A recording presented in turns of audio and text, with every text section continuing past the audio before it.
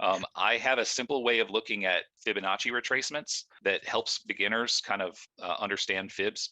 If a stock moves up some 100% amount, right, a long leg, and then it pulls back only a quarter or 38%, then these we often trade directionally bullish, right?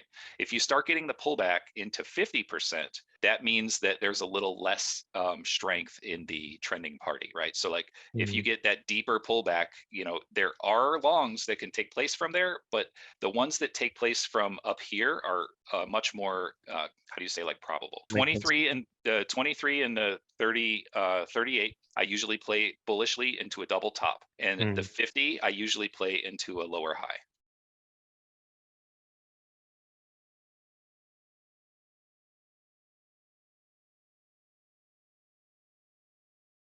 Method I use to get in on parabolic move is a break and retest.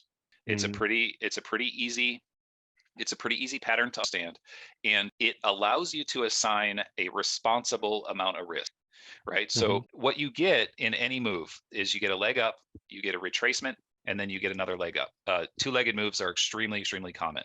Now, this retracement is oftentimes fib percentage or close to it. We'll call it quarter, third, or half, just for simplicity, right? So this one is, you know, the way I drew it is about a 50% retracement.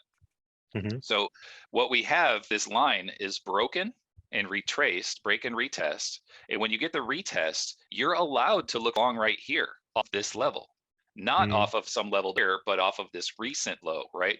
So if you're right, you can catch this one right here. If you're right, you can catch this one right here.